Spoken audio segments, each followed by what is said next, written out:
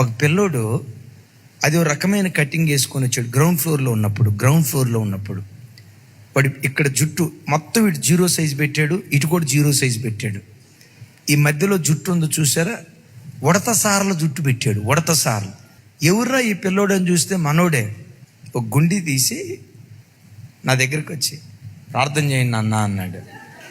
ఇట్లా ఉండొద్దురా అని గుండి పెట్టా. ఆ తర్వాత జుట్టు దగ్గరికి వచ్చా.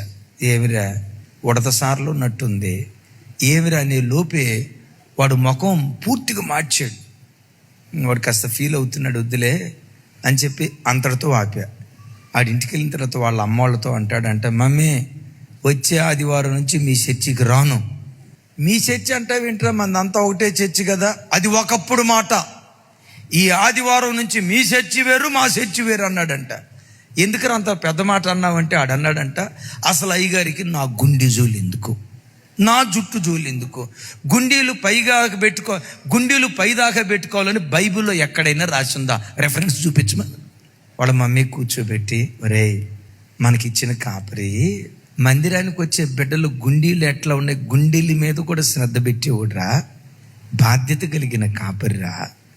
లోకపు ఫ్యాషన్లో సంఘంలోకి రాకుండా సంఘం చుట్టూతా కావలి గోపురంగా ఉండే ఒక నమ్మకమైన కావలివాడురా.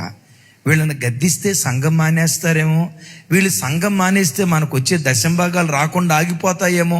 డబ్బు కోసం సేవ చేసేవాళ్ళు కాదురా, బాధ్యత కలిగిన సేవకులు. వాళ్ళ ప్రజల విషయాలు పట్టించుకోకుండా వదిలేసిన కాపర్లు ఉన్నారు. మన కాపర్లు అలాంటి వాళ్ళు కాదురా, బాధ్యత కలిగిన వాళ్ళు. ఇలాంటి బాధ్యత కలిగిన వాళ్ళ దగ్గర పెరగటం ఇంతకు మించిన భాగ్యం ఏముంది అని ఒక అర్ధగంట క్లాసు బీకిందట. ముగింపులో వాళ్ళ అమ్మ వైపు చూసి అంటాడంట, అంతేనంటావా మమ్మే, అంతేనంటావా అన్నాడంట. అంతేరా, ఇంతకు మించింది ఏముందరా అందట. అయితే వచ్చే ఆదివారం నుంచి మన చర్చికే వస్తాలే మమ్మీ అన్నాడంట. తర్వాత ఆదివారం అద్భుతం, వాడు వచ్చాడు చర్చికి వచ్చాడు. ఈసారి ఫుల్గా గుండీలు పెట్టుకున్నాడు. ఇక్కడ దాకా గుండీలు పెట్టుకున్నాడు, కానీ ఫుల్గా బోడిగుండు చేసుకున్నాడు. నేను నన్ను చూసి అనుకున్నా, ఇదొక ఫ్యాషన్ అనుకుంటా. బోడిగుండు కూడా ఫ్యాషనే, వద్దులే ఏమనొద్దు అని చెప్పేలోపు వాడు ఎదురుగా వచ్చాడు, ప్రార్థన చేయించుకున్నాడు. ప్రార్థన చేసేటప్పుడు వాడు తల మీద చేయి పెడతాం కదా, బోడిగుండు మీద చేయి పెట్టా. అప్రయత్నంగానే వాడు బోడిగుండు చూసా. అన్న వైపు చూసి, అన్నా ఇది ఫ్యాషన్ కాదన్నా, అది పోవాలంటే ఇది ఒక్కటే మార్గం అన్నా అన్నాడు. వాడిని దగ్గరకు తీసుకున్నా, నుదుటి మీద ముద్దు పెట్టుకున్నా, జగన్ గారు పెట్టుకున్నట్టు. ఆ తర్వాత వాడు చక్కగా ఆశీర్వదించబడ్డాడు. ఈరోజు నెలకి 150,000 రూపాయలు సంపాదించే స్థితిమంతుడిగా దేవుడు నిలవబెట్టాడు.